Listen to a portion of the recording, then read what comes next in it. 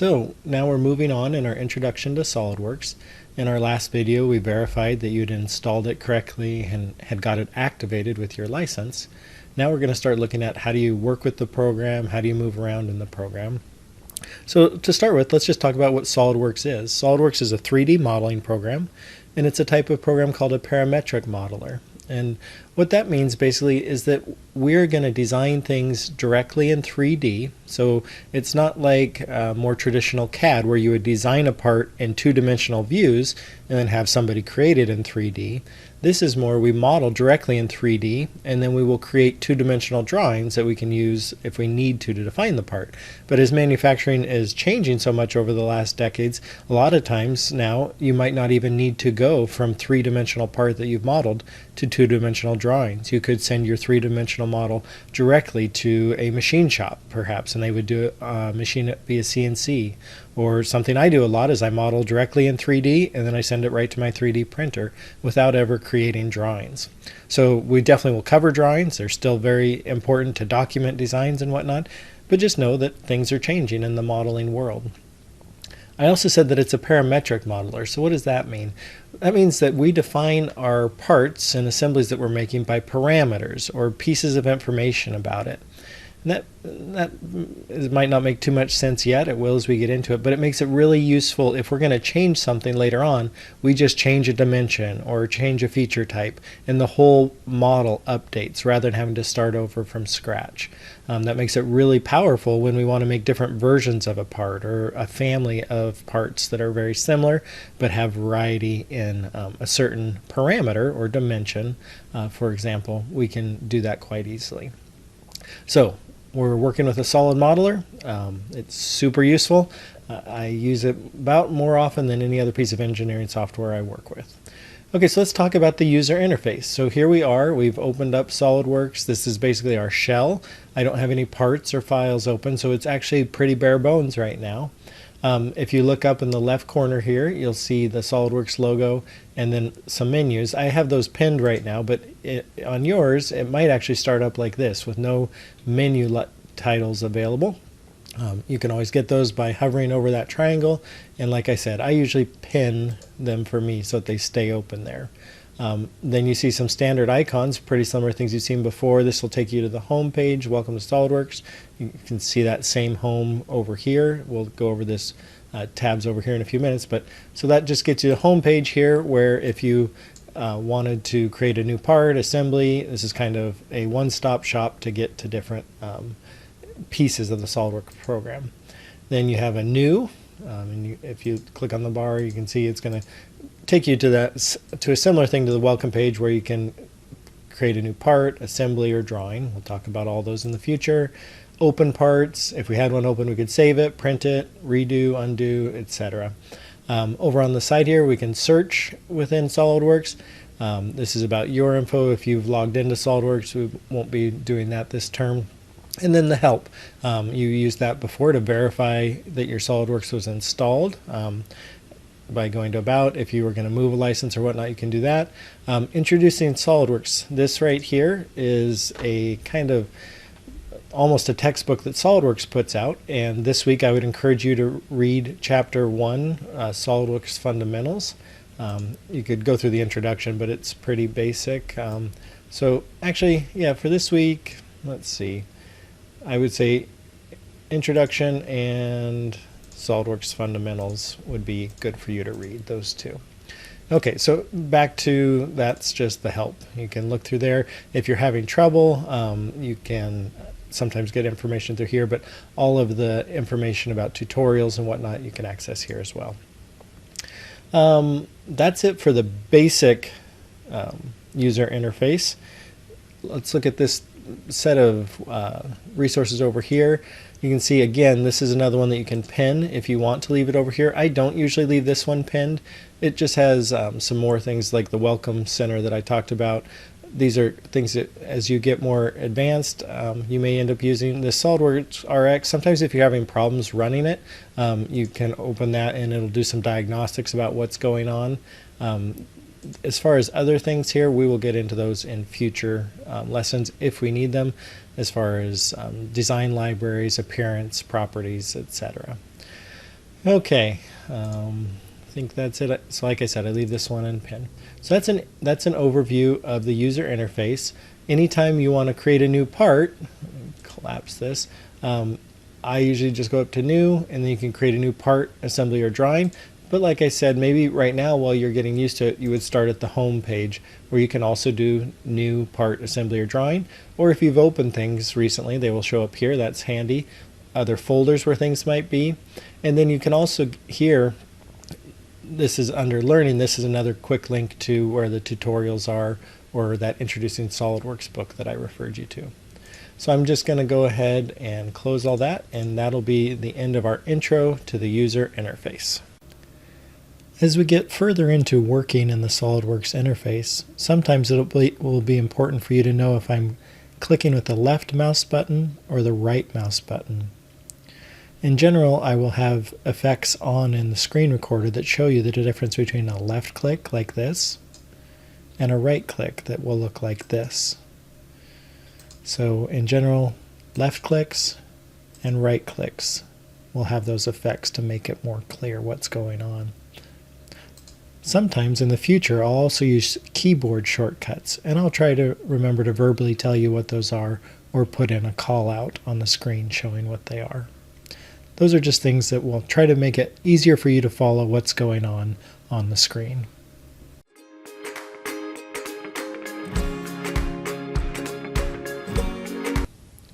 Now that you're comfortable working in the shell of SolidWorks, let's look at how we would create a new document and then work within it. So we use the standard Windows icon up here for New, or you can also go File, New, either one. And it brings up this window we saw before. And now mine looks a little different than yours probably. You'll see down here there's a button that says Novice. If you click on that, it's a more simplified version. This is probably how yours looks like. And I'll just leave it in here, but just remember that as you get more comfortable with SolidWorks and want to maybe start having your own templates or things you're customizing, the advanced version lets you choose from a list of different new parts as opposed to the novice version. But we'll start here because that's what we all are right now, are novices, right? And it shows us that we can create three types of SolidWorks documents: a part, an assembly, or a drawing. So let's talk about what each of those are. So the heart of SolidWorks is always a part. You're creating some individual 3D model. If, as in most cases in engineering, you're creating something more complicated that has multiple parts, you can then put those together into an assembly. So an assembly is just a file that includes multiple parts in relationship to each other. You know, looking at that icon here of a part and assembly, it kind of brings to mind Tetris maybe. If you think of an individual part being one of the blocks of Tetris, and then as you start building them together, an assembly, or another good illustration of the relationship between a part and assembly, I think, is maybe the game Jenga. If each block of Jenga would be a part, and then once you've built the tower of them, you would have an assembly. And then our last item are drawings. So drawings, again, are based on either parts or assembly, oftentimes, most often parts, but you make assembly drawings as well. We'll definitely do that in this term. So a drawing is how you're going to create in 2 dimensions a documentation of your 3-dimensional part. And one of the things that's so powerful about SolidWorks is that drawings are always tied back to that part in real time, basically, so that if you make a change in your part geometry, it automatically updates on your drawing the next time you open your drawing. So they're tied together, and that makes it very useful to you that you don't have to keep track of, oh, is this revision 1, revision 2, or whatnot. If you open a drawing, it is looking directly at the current version of your part. Okay, so that's parts, our most basic building block, an assembly that's built out of multiple parts together, and then drawings that document those parts. You'll also see there's a button to tutorials, and you're always welcome to explore any of those tutorials. Let's create a part. I'll say part, okay. And when I do that, you'll see the user interface changes significantly. We went from pretty bare bones to now we have tons of menus. You can see instead of just 3 menus up here, we've got, what is there, 8 there. We've got a bunch of different tabs, a command manager. So let's talk about all the different pieces here. And again, this may look a little different from yours depending on If this is your first time starting SolidWorks, mine's probably customized a little bit. I tried to reset everything back to scratch, but it probably is a little different as far as like having my display view, manager over here. So let's talk about the major big pieces of this window user interface that we're looking at right now. So out here, this area kind of right here, this is considered the graphics space. This is where we will work on creating a part. We will do our sketching here, dimensioning, create features or whatnot. We'll get into that later today. So this is the graphics space. That's where you'll see parts. Up here, kind of all this area right here, you might say, if I run my mouse along here, this is called the command manager. So you can see it is broken into a bunch of tabs. As I click on these tabs here, it changes what tools are available to me. So each of these are an individual tool, and they're displayed here in the command manager. You can also get to them through all the menus as well. So if I wanted to look at sketch tools, I can do that either by looking at the sketch tab or going up to tools. You can see them up here as well. So down here would be a sketch, and then it would create new sketch tools here. You can see those have all of the same things that are shown here and even more, because if you look at some of these individual tools, like this is our line tool, if I click on the little arrow next to it, it shows me there's actually a number of different types of lines I can choose. So the command manager is a quick way to get to those tools, but keep in mind you can always get to them from the menus as well. Let's go back to what I kind of quickly talked about there are tabs to the command manager. So we'll typically start in the sketch tab. This is where we draw our two-dimensional sketch that we're going to turn into a three-dimensional object. So we'll start in sketch, and then once we have a sketch, we will use that sketch to create a feature, and that's when we move things into 3D. So I'll just give you a quick overview of that, just show you what I mean. So I can just pick a plane that I want to sketch on. Say I'm going to sketch, creates a new sketch, draw a box. So now I've created a sketch that just has one box in it. I haven't dimensioned it or anything, but I do have a sketch. If I come back to features now, I can click on a feature, and we'll just do extruded boss base as an example, and I can turn that sketch that I created, a two-dimensional rectangle, I can now turn it into a three-dimensional extruded shape, and I can say how far do I want that to go. I could say 2 inches or something, and say OK. And now I've gone from a two-dimensional sketch to a three-dimensional object. So that's kind of just giving you an overview of differences between sketches. Sketches are two-dimensional entities, although there are 3D sketches that we'll get into later in the term. And then features are how we take those two-dimensional shapes and make three-dimensional features out of them. Okay, so we're just not really talking about how to create parts yet, but I wanted you to see. So again, to review, this is our graphic space where you can see my model. And then up here is our command manager, broken into tabs, features, sketch, evaluate. That's one we'll talk about more later on, but this is where I can measure things. If I want to know how long this edge is, I can click on that edge and then just click measure, and it tells me it's 68.7 millimeters. So we'll also talk about units. Right now I'm in millimeters. If I want to know what it was in inches, I can change my units to inches, and it tells me there. So you'll remember I didn't dimension that sketch. I just kind of created it quickly and extruded it. The one thing I did define was the depth of the extrusion. So if I measure this edge, it should be 2 inches, and it is. Okay, so that was just kind of giving you an overview of tabs. One that we'll use this first week is mass properties. So if I click on mass properties, it takes the geometry of my part and does all kinds of calculations about it. It tells me where the center of mass is of it, what its mass is, and this is all based on what type of material I've set it up as. We'll talk about that more later as well. Okay, so graphics window, command manager. Let's look. See, I have a bunch more tabs that I'm not really using at the moment.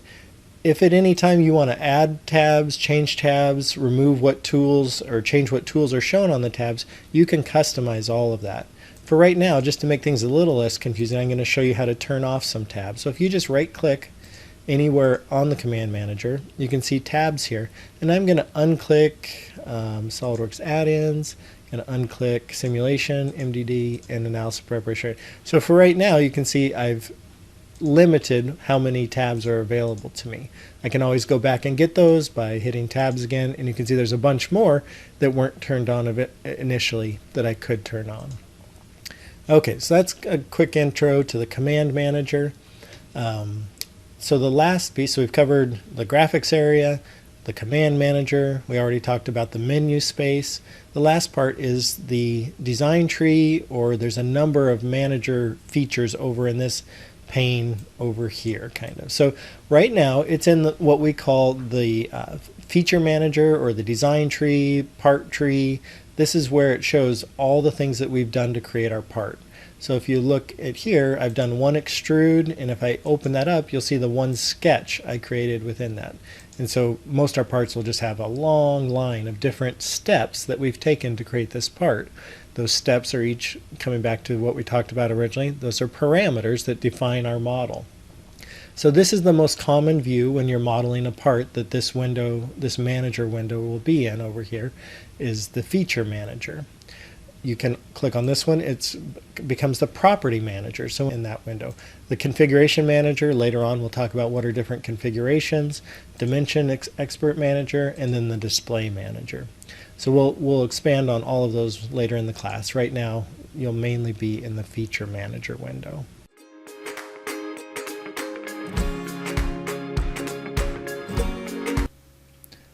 Now that we've covered the basics of navigating the user interface, creating a new document, and navigating within a document, and the basic overview of the graphics space, command manager, and feature manager, I want to look more in depth at the feature manager. So to do that, I'm going to open an assembly and then a part to show you how those work together. So let's start. I'm going to open an assembly, and I went to open. I'm actually going to show you a couple different ways. So I could scroll down through here and find the assembly I want. You can always sort them by type. You can see there's a bunch of assemblies and parts in this folder. You can tell that there's parts or assemblies by the type here, or by the suffix of their name, solid part versus solid assembly. Since I've opened these recently though, I could also go up to browse recent documents, and it shows a part and an assembly that I've opened. That's one way. Or if I just go up to File, it also has a list of the most recently opened documents. So let's look at an assembly first. This is a fairly large assembly. It's got 207 different parts in it. This is a trainer that I built for a mechatronics course last year. And so some of these part files are files that I've got from the manufacturer themselves, and some of them are part files that I created in SolidWorks, and then I put them all together in assembly to mock up what it would look like before I started building them. So you can see in 3D I can rotate it around and get a sense of what the part's there, and I'm rotating that by holding down the scroll wheel of my mouse, and as I hold it down, moving the mouse, and that spins it in 3D. I can also look at standard views, specific views, by coming up here in the View Navigator and clicking on a particular pane on the box that opens up.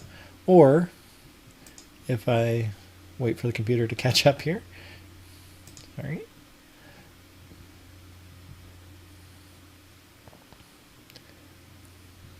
You can click on top, bottom, left, right, front. So I'll look at a front view, so you can see that's looking down. If I roll down, that's going to be looking at a top view, which I could get to by going and clicking on the top. So those are ways. You can also see over here on the right, I have a toolbar that has all the default views listed there, so that rather than coming up and clicking, I can just click individually on each view that I might want to look at. So that's just an intro to navigation. That's useful as you're working on different parts to be able to look at them in different views. We'll later talk about different ways you can make these assembly or part files look different.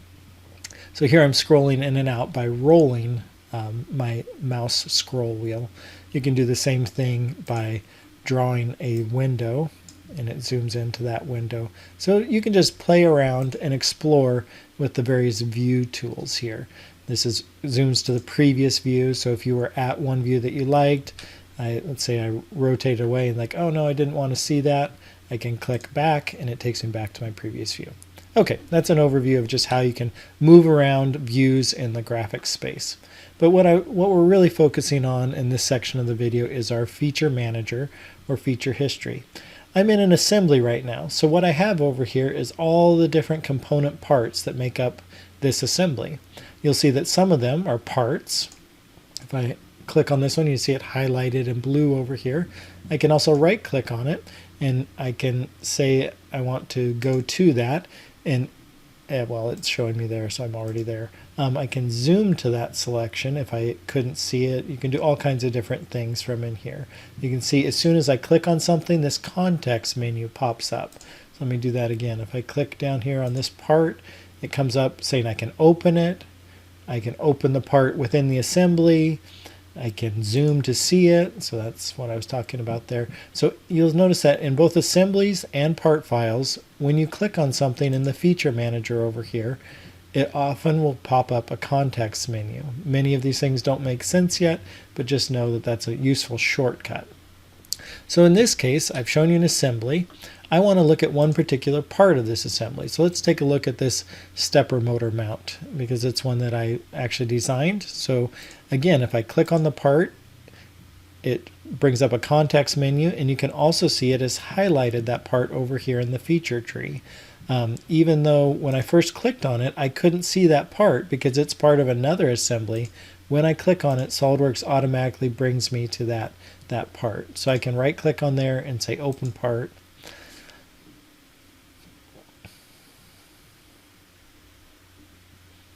Okay, and so here is this part.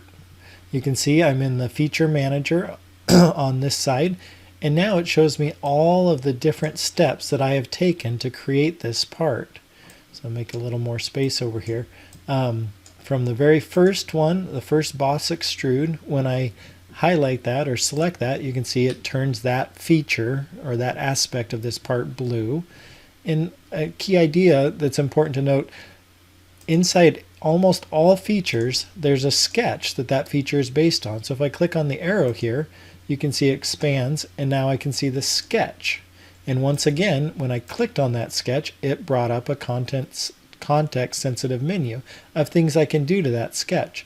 So I can show the sketch, I can zoom to it, I can go normal to it. That's a useful thing to do. So this is a view option. If you look back up over here, you can also see that normal to is a really useful tool. So if I want to look straight at this face, I can select it, click normal to, and it moves me automatically to that view. I could do the same thing back here to go normal to that view. So I'll roll away to show it in 3D again. So from here, I can see each step that I took, each parameter decision that I took to create the part. And here's a really cool thing about SOLIDWORKS in the feature history tree over here. If I grab this bar down here at the bottom and pull it up, I can go back in time essentially in the creation of this part. The further up I go, the further I start from my original design. So my very first sketch created this plate with a hole in it. So if I look at that sketch, you can see that sketch had just a square with a hole in it. And then in the next step, I added 4 holes around the perimeter. And then in the next one, what did I do? I extended that base down a little more. And then I added a flange off the back. So this ability to kind of step through your part is super useful. I can also, wait for it to catch up here. I can also right click on that bar and I can say roll to end, and it just automatically goes back and lets me see everything that I've done on the part. Okay, so let's go back and look at that first feature that I created, this boss extrude. So like I said, it has a sketch in it, and I can open that sketch. So if I click on the sketch, it says edit sketch, and now I can go in and change anything about this sketch. I'm going to click on normal to, just so that I'm looking straight at it. And if instead of having my part be 1.68 inches wide, I want it to be 2 inches wide, I can just double click on that dimension and change it to 2. Let's just see now what happens if I let that propagate through the part. I've edited my sketch, and you can see over here now, instead of being a feature history or feature manager, it's now a property. So see up here, it's a property manager. I can go back to the feature tree, but you'll see almost everything is grayed out. I can't access anything because right now I'm in a sketch. I'm actively editing a sketch, and I can tell I'm in a sketch a couple different ways. One is I've got these 2 red arrows here that show me the origin of the sketch. You'll only see those when you're in a sketch. Another way to tell is up here in the corner of the graphics space, I have 2 options. One, a red X that would have me leave the sketch without saving any changes, or I have the sketch symbol with a blue arrow. That has me leave the sketch, keeping any changes I made. So let's actually right now cancel out. Let's go out of the sketch without making changes.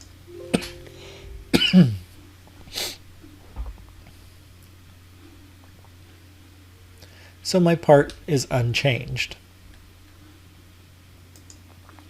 Okay, so that was leaving a sketch without making changes. And you can see now that I'm out of the sketch, the feature manager is back to the feature history. Let's open that sketch again. And this time I will make an edit to the sketch and keep that edit. So 2.0. Again, when I'm editing the sketch, right now what I edited was that dimension. So all the properties of that dimension are now listed over in the property manager. I can still see the feature tree, but I can't access them. Another cool thing, while I'm in the property manager, if for some reason I want to see the feature tree without losing my properties, you'll see up here, right here, this is a version of the feature tree now in the graphics space. So if I click on that little arrow, it'll show me all of the feature tree. Again, it's grayed out mostly because I'm in a sketch. I can tell that because I got the red arrows. Another way to see it is up here.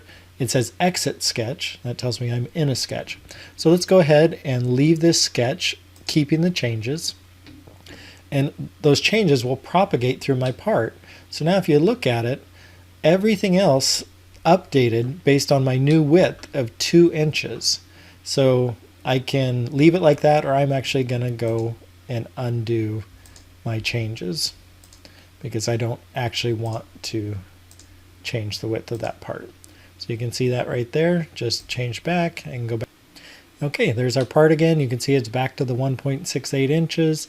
No changes have been made to it. We can again roll back to some previous step in there. One kind of nice thing here is Solidworks gives you the option to step through using arrow keys if you want to, instead of grabbing and moving this bar here. That's not a standard configuration, so if you wanted to do that, like if I hit an arrow key right now, the default use of the arrow keys is to rotate my view. But if you wanted to step through the history using arrow keys instead, you can do that. You can do that by an option. Go to options, and then we're looking at the feature manager. So I'm going to look under feature manager. And then I'm going to say arrow key navigation enabled. And once I do that, now if I select over here that bar and arrow key, you can see I'm stepping through the history of the part. And that can be helpful if you're trying to see at what point did something happen quickly instead of dragging the rollback bar down through. Okay, so I think that's a good overview of how the history and the rollback tool works. We've looked at sketches. When you're in a sketch, you can't move to another feature. Let's look more about how we define features. So let's go back again to our very first, actually I'll roll it all the way back rather than just editing it directly. Let's roll back so that all I have is my first boss extrude. So before we expanded it so that I could see the sketch, and we edited the sketch. Now let's look at editing the feature. Okay, so now it shows me the sketch, but we've gone a little beyond just the sketch. You can see there's this yellow perimeter that's showing what I'm doing here is extruding. So again, I've moved from the feature manager into property manager for this feature. So if I go back and look at the feature tree, it's all grayed out because right now I'm in the definition of a feature. So I'm just trying to point this out to you. If you're wanting to go back to another feature or another sketch and everything is grayed out, that means you're already either in editing a feature or editing a sketch. So come up here and either save your changes or cancel your changes. But so right now we've got our property manager for this feature. It has different things we can edit here. I can edit how far it extrudes out. So right now I have it coming out a thickness of 0.1 inches. So I could change that to say I want it to be 0.25 inches thick, and then it'll update that. You can see the yellow box came out a little further. I can change where the ending condition of the extrude is. You'll learn a lot more about that. I can change which direction it's going. So right now you can see it's moving to the left. If I click on this button, it's extruding to the right from the sketch. Like I said, I can change the depth. I can make it go in two directions. So right now I have it coming to the left. I could have it extrude in both directions. Have it go to the left 0.25 inches and to the right 0.1 inches. And you can see the yellow is mocking that up there. Okay, so I will cancel out of there, but that's editing a feature. Again, just trying to kind of highlight how we use the feature tree over here on the side. And this will become very familiar the more you work with SolidWorks. Okay, let's see, what else should we cover? You can't edit the feature tree while you're in a sketch or a part. That's one of the main things students get tripped up on. It's like, I can't get to anything. Always look and see, are you already editing a sketch or editing a feature? When you are editing a sketch or a feature, you move from the feature manager to the property manager for that sketch or feature. I think that's a good summary of the feature manager. We'll wrap up this video for today there. In next videos, we'll look at more of the details of how do you create a sketch? How do you create a feature? What is an extruded feature versus a revolved feature? But this is our first kind of working with parts in SolidWorks. I hope that is helpful. Thanks for watching.